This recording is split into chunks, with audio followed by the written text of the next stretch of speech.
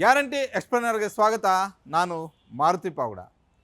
ರಾಜ್ಯ ಬಿಜೆಪಿಯ ಅಧ್ಯಕ್ಷರ ನೇಮಕ ವಿಚಾರದಲ್ಲಿ ಬಿಜೆಪಿಯ ಹೈಕಮಾಂಡ್ ಅಕ್ಷರಶಃ ಬಹಳಷ್ಟು ಗೊಂದಲದಲ್ಲಿದೆ. ಯಾಕಂತ ಹೇಳಿದ್ರೆ ಅಡಕ್ ಅಧ್ಯಕ್ಷರಾಗಿ ಕೆಲಸ ಮಾಡ್ತಾ ಇರುವಂತಹ, ರಾಜ್ಯ ಸುತ್ತಾ ಇರುವಂತಹ ವಿಜೇಂದ್ರ ಅವರನ್ನು ಕಂಟಿನ್ಯೂ ಮಾಡ್ತೀವಿ ಅನ್ನುವಂತಹ ಅಂತಿಮ ತೀರ್ಮಾನ ಕೈಗೊಳ್ಳುವ ಪರಿಸ್ಥಿತಿಯಲ್ಲಿ ಬಿಜೆಪಿಯ ಹೈಕಮಾಂಡ್ ಇಲ್ಲ.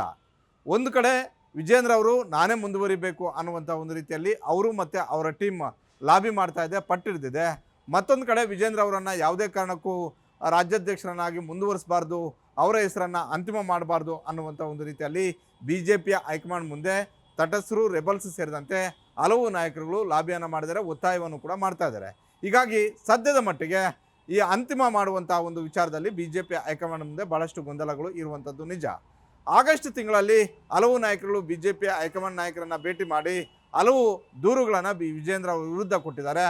ವಿಜೇಂದ್ರ ಯಾವ ಕಾರಣಕ್ಕೋಸ್ಕರ ಮುಂದುವರಿಬಾರ್ದು, ಒಂದು ವೇಳೆ ವಿಜೇಂದ್ರ ಮುಂದುವರೆದಿದ್ದೆ ಆದರೆ ರಾಜ್ಯ ಬಿಜೆಪಿಯಲ್ಲಿ ಏನೆಲ್ಲ ಸಮಸ್ಯೆಗಳು ಸೃಷ್ಟಿ ಆಗ್ಬೋದು, ವಿಜೇಂದ್ರ ಅವರನ್ನು ಮುಂದುವರೆದರೆ ಯಾರೆಲ್ಲ ಪಕ್ಷದಿಂದ ದೂರ ಆಗ್ತಾರೆ, ಏನೆಲ್ಲ ಸಮಸ್ಯೆಗಳು ಸೃಷ್ಟಿ ಆಗ್ಬೋದು, ಮುಂದೆ ಬರ್ತಾ ಇರುವಂತಹ BBMP ಚುನಾವಣೆ ಆಗಿರ್ಬೋದು, ಸ್ಥಳೀಯ ಸಂಸ್ಥೆಗಳ ಚುನಾವಣೆ ಆಗಿರ್ಬೋದು, ಇನ್ನು 2.5 ವರ್ಷದ ಬಳಿಕ ಬರುವಂತಹ ವಿಧಾನಸಭಾ ಚುನಾವಣೆ ಮೇಲೆ ಏನೆಲ್ಲ ಎಫೆಕ್ಟ್ಗಳು ಆಗ್ತವೆ, ಈ ಎಲ್ಲ ವಿಚಾರಗಳನ್ನು ಬಿಜೆಪಿಯ ಹೈಕಮಾಂಡ್ ಗಮನಕ್ಕೆ ತರುವಂತಹ ಒಂದು ಕೆಲಸವನ್ನು ಮಾಡಿದ್ದಾರೆ. ಹಾಗಾದರೆ ಈ ನಾಯಕರುಗಳು ರೆಬಲ್ಸ್ ಆಗಿರ್ಬೋದು, ತಟಸ್ಥರಾಗಿರ್ಬೋದು, ಯಾವ ದೂರುಗಳನ್ನು ಬಿಜೆಪಿ ಹೈಕಮಾಂಡ್ಗೆ ಕೊಟ್ಟರು, ಯಾವ ಆತಂಕ ಈ ನಾಯಕರಿಗೆ ಕಾಡ್ತಾ ಇರುವಂಥದ್ದು, ವಿಜೇಂದ್ರ ಮಾಡಿರುವಂತಹ ತಪ್ಪುಗಳಾದರೂ ಏನು, ಈ ಎಲ್ಲ ರಿಪೋರ್ಟ್, ಎಲ್ಲ ಡೀಟೇಲ್ಸ್ ಈ ವಿಡಿಯೋದಲ್ಲಿದೆ. ಈ ವಿಡಿಯೋವನ್ನು ಸಂಪೂರ್ಣವಾಗಿ ನೋಡಿ, ಫುಲ್ ಮಾಹಿತಿ ನಿಮಗೆ ಸಿಗುತ್ತೆ. ಅದರಲ್ಲಿ ಮೊದಲನೇದಾಗಿ ವಿಜೇಂದ್ರ ಇಡೀ ರಾಜ್ಯಾದ್ಯಂತ ಸುತ್ತಾ ಇರೋದು ನಿಜ, ಇದರಲ್ಲಿ ಯಾವುದೇ ಡೌಟು ಕೂಡ ಇಲ್ಲ. ಆದರೆ ರೆಬಲ್ಸ್ ಮತ್ತು ತಟಸ್ಥರಿಗೆ ಕಾಡ್ತಿರುವಂಥ ಒಂದು ಆತಂಕ ಏನು ಅಂತ ಹೇಳಿದ್ರೆ, ವಿಜೇಂದ್ರ ಈಗಲೇ ನಮ್ಮ ಮಾತನ್ನು ಕೇಳ್ತಿಲ್ಲ. ಒಂದು ವೇಳೆ ಅವರು ರಾಜ್ಯಾಧ್ಯಕ್ಷರಾಗಿ ಮುಂದುವರೆದು 2028ರ ಚುನಾವಣೆಯನ್ನು ಕೂಡ ಅವರ ನಾಯಕತ್ವದಲ್ಲೇ ಹೋಗಿದ್ದೆ ಆದರೆ, ಸಹಜವಾಗಿ ಪಕ್ಷ ಅಧಿಕಾರಕ್ಕೆ ಬಂದಿದ್ದೆ ಆದರೆ, ಆ ಸಂದರ್ಭದಲ್ಲಿ ರಾಜ್ಯಾಧ್ಯಕ್ಷರಾಗಿರುವಂತಹ ವಿಜೇಂದ್ರ ಅವರು ಮುಖ್ಯಮಂತ್ರಿ ಆಗಬೇಕು ಅನ್ನುವಂಥ ಒಂದು ಪಟ್ಟನ್ನು ಹಿಡಿತಾರೆ. ಜೊತೆಗೆ ಅದಕ್ಕೂ ಮೊದಲು ಅಭ್ಯರ್ಥಿಗಳನ್ನು ಆಯ್ಕೆ ಮಾಡುವಂಥ ಒಂದು ಸಂದರ್ಭದಲ್ಲಿ 2024ರ ವಿಧಾನಸಭಾ ಚುನಾವಣೆಗೆ, 2028ರ ವಿಧಾನಸಭಾ ಚುನಾವಣೆಗೆ ಅಭ್ಯರ್ಥಿಗಳನ್ನು ಅಂತಿಮ ಮಾಡೋದಕ್ಕೆ ತಮ್ಮ ಕೈ ಮೇಲುಗೈ ಆಗುತ್ತೆ. ಆಗ ನಮ್ಮಂಥವ್ರಿಗೆ, ನಾವು ಹೇಳ್ದಂಥವ್ರಿಗೆ ಟಿಕೆಟ್ ಸಿಗೋದಿಲ್ಲ. ಈ ಆತಂಕ ಅವ್ರಿಗೆ ಕಾಡ್ತಾ ಇರುವಂಥದ್ದು. ಒಬ್ಬ ನಮಗಿಂತೂ ಭಾಳಷ್ಟು ಜೂನಿಯರ್ ಆಗಿರುವಂಥ ಒಬ್ಬ ನಾಯಕ ನಮ್ಮ ಮೇಲಿರ್ತಾರೆ, ಅವರು ಹೇಳಿದಂತೆ ನಾವು ಕೇಳಬೇಕಾಗುತ್ತೆ, ಅವರೇ ಮುಖ್ಯಮಂತ್ರಿ ಆಗುವಂತಹ ಎಲ್ಲ ಚಾನ್ಸಸ್ಸು ಕೂಡ ಇರುತ್ತೆ.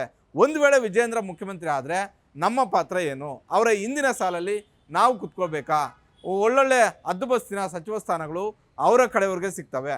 ಈ ಸಮಸ್ಯೆ, ಈ ಆತಂಕದಲ್ಲಿ ರೆಬಲ್ಸ್ ಆಗಿರ್ಬೋದು, ತಟಸ್ಥರಾಗಿರ್ಬೋದು ಇರುವಂಥದ್ದು. ಜೊತೆಗೆ ವಿಜೇಂದ್ರ ಈಗಲೇ ನಮಗೆ ಭಾಳಷ್ಟು ಸಮಸ್ಯೆ ಆಗ್ತಾ ಇದ್ದಾರೆ. ಒಂದು ವೇಳೆ ಅವ್ರ ಕೈಗೆ ಪಕ್ಷ ಸಿಕ್ಕಿದ್ದೆ ಆದರೆ ಇನ್ನು 30 ವರ್ಷ ಅವ್ರ ಕೈಯಲ್ಲೇ ಇರುತ್ತೆ. ಈ ವಿಚಾರಗಳನ್ನು ಬಿಜೆಪಿ ಹೈಕಮಾಂಡ್ ಗಮನಕ್ಕೆ ತರುವಂತಹ ಒಂದು ಕೆಲಸವನ್ನು ಮಾಡಿದ್ದಾರೆ. ವಿಜೇಂದ್ರ ಭಾಳಷ್ಟು ರಾಜಕೀಯವಾಗಿ ಭಾಳಷ್ಟು ನಮಗಿಂತಲೂ ಕೂಡ ಕಿರಿಯರು.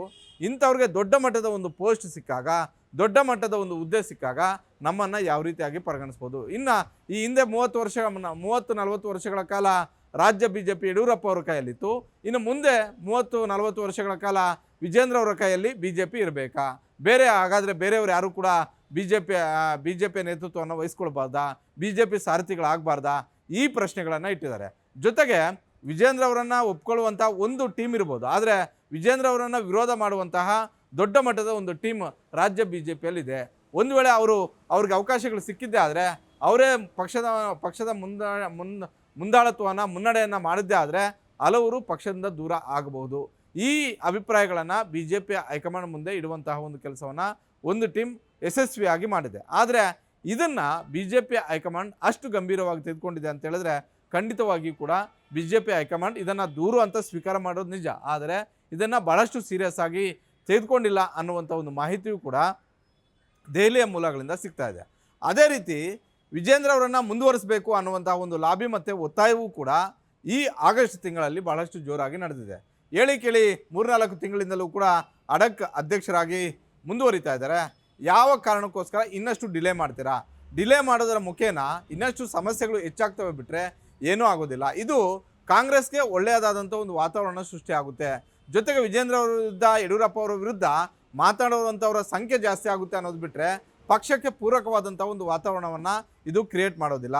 ಹೀಗಾಗಿ ಆದಷ್ಟು ಬೇಗ ಶೀಘ್ರವಾಗಿ ರಾಜ್ಯಾಧ್ಯಕ್ಷರನ್ನು ನೇಮಕ ಮಾಡಿ ನನ್ನ ಹೆಸರೇ ಅಂತಿಮ ಮಾಡಿ ಅನ್ನುವಂಥ ಒಂದು ರೀತಿಯಲ್ಲಿ ವಿಜೇಂದ್ರ, ಯಡಿಯೂರಪ್ಪ ಸೇರಿದಂತೆ ಅವರ ಪಟಾಲಂ ಲಾಬಿ ಮಾಡಿರೋದು, ಒತ್ತಾಯ ಮಾಡಿರೋದು ಕೂಡ ನಿಜ. ಆದರೆ ಎರಡೂ ಕಡೆ ವಾದವನ್ನು ಆಲಿಸಿರುವಂಥ BJP ಹೈಕಮಾಂಡ್ ಯಾರೆಲ್ಲ ರೆಬಲ್ಸ್ ಹಾಗೂ ತಟಸ್ಥರು ಹೋದಂಥ ಒಂದು ಸಂದರ್ಭದಲ್ಲಿ ಭಾಳಷ್ಟು ನೇರ ಪ್ರಶ್ನೆಗಳನ್ನು ಇಟ್ಟಿದ್ದಾರೆ. ಹಾಗಾದರೆ ವಿಜೇಂದ್ರ ಅವ್ರನ್ನ ಹೊರತುಪಡಿಸಿ ಯಾರನ್ನು ಮಾಡಬೇಕು? ನಿಮಗೆ ಆ ಶಕ್ತಿ ಇದೆಯಾ? ಸಮುದಾಯ ನಿಮ್ಮ ಜೊತೆ ಇದೆಯಾ?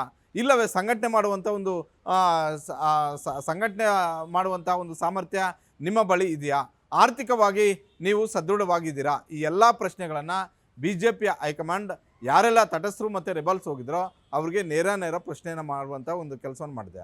ಆ ಸಂದರ್ಭದಲ್ಲಿ ನಮಗೆ ಒಬ್ಬರಿಗೆ ನೀವು ನಾಯಕತ್ವವನ್ನು ಕೊಡಬೇಡಿ, ನಾವು ಸಾಮೂಹಿಕ ನಾಯಕತ್ವದಲ್ಲಿ ಹೋಗ್ತೀವಿ, ಪಕ್ಷವನ್ನು ಅಧಿಕಾರಕ್ಕೆ ತರ್ತೀವಿ.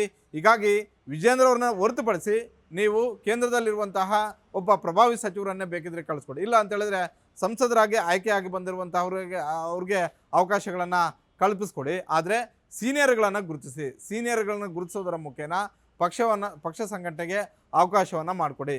ವಿಜೇಂದ್ರ ಅವ್ರಿಗೆ ನೀವು ಅವಕಾಶ ಮಾಡಿಕೊಟ್ಟಿದ್ದೆ ಆದರೆ ಸೀನಿಯರ್ಸು ಸಮಸ್ಯೆ ಆಗುತ್ತೆ. ಸೀನಿಯರ್ಸು ಅವರ ಜವಾಬ್ದಾರಿ ಏನು, ಅವರೇನು ಮಾಡಬೇಕು, ಈ ರೀತಿಯಾದಂಥ ಒಂದು ಗೊಂದಲಗಳು ಆಗ್ತವೆ ಅನ್ನುವಂಥ ಒಂದು ವಾದವನ್ನು ಕೂಡ ಇಟ್ಟಿರೋದ್ರಿಂದ ಎರಡೂ ವಾದವನ್ನು ಆಲಿಸಿರುವಂತಹ BJP ಹೈಕಮಾಂಡ್ ಸದ್ಯದ ಮಟ್ಟಿಗೆ ಒಂದಷ್ಟು ಗೊಂದಲದಲ್ಲಿದೆ.